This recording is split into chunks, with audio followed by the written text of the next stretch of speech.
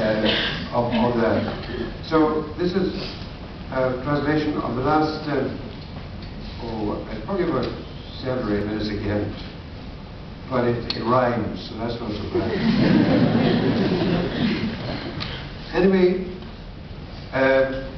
in the previous part, the women have accused the old men, and they say the priests are far around here, well ahead of their time.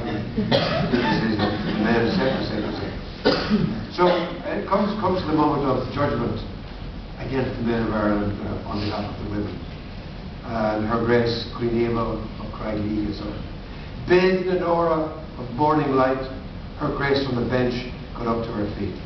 Beautiful, youthful, full of poise, she cleared her throat and raised her voice, then clenched her fists with a definite menace and ordered the bailiff to call for silence. The court complied. They sat entranced as her lovely, fluent lips pronounced. Speaking of the previous accusing young girl.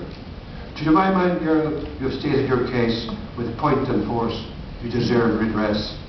So here I enact a law for women.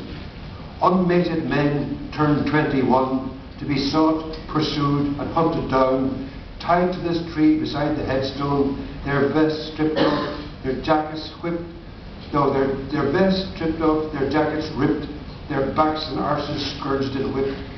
But the long and the truth and the dry and marrow, the ones whose harrow pins won't harrow, who pen the pent and lock away the ram that's rampant in their body, keeping in hand what should go the rounds and fencing off the pleasure grounds. Their nemesis I leave to you, whose hearth they neither fan nor blow. Dear natural, sexual women, think. Consult your gender, mind and instinct. Take cognizance, cooperate, for I here invest you with the right and powers of violent punishment to be exercised to the breaking point. Yet who gives a damn in the end of all for the old ones with their dribbling fall? With their force collapse and the feeling gone, their hardest part is the pubic bone.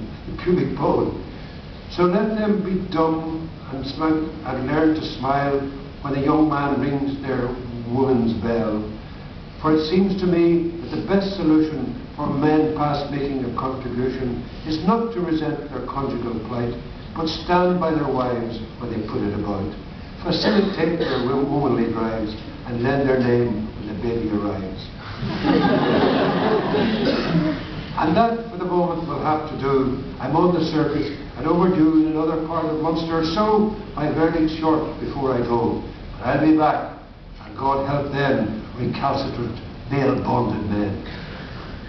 She stopped, but still her starry gaze transfixed me in a kind of daze I couldn't shake off. My head went light, I suffered cramps and a fainting fit. The whole earth seemed to tilt and swing. My two ears sang from the tongue lashing. And then the awful targe who brought me, the plank-armed bailiff, reached and caught me up by the ears and the scruff of the neck and dragged me struggling into the dock, where next comes skipping, clapping her hands, the lass who had aired her love demands, and says to my face, you hardened jaw, I've waited long, but I'll curry you raw. You've had your warnings, you cold-ripe blurt, but now you're caught in a woman's court, and nobody here to plead your case. Where is the credit you've earned with us? Is there anyone here your actions eased, one that your inputs roused or pleased? Observe him closely, Madam Judge.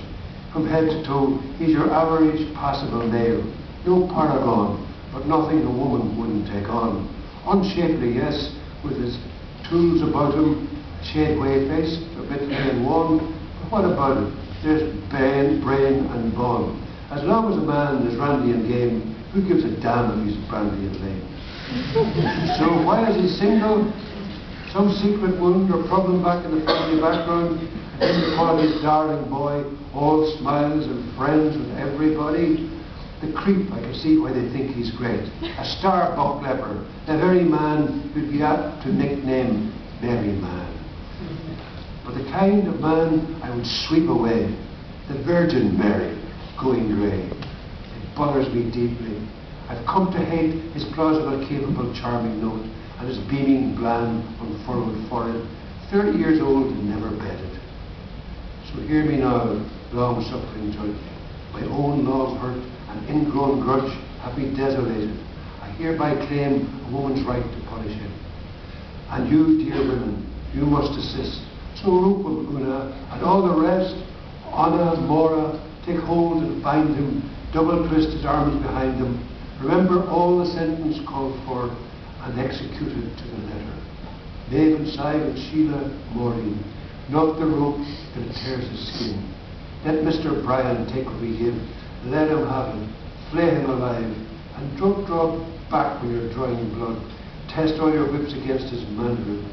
Leave him in strips from head to heel, until every single mother's son in the land of Ireland learns the lesson. It only seems both right and fitting, she said, that to note the date of this special sitting. So calm your nerves and start computing. If you can't make this out, it works out as 1780. 1,000 minus 110, take what that gives you, double it, then your product's the year. She had lifted her pen, her hand was poised to ratify, the fate was looking me straight in the eye. She was writing it down, the household guard sat at attention, staring hard as I stared back. Then my dreaming ceased, and I started up, awake, released. The very man gets off, and the women disappear into dreams. But come back loud and clear in the 1970s in Ireland. Thanks a lot. Thank you, everyone.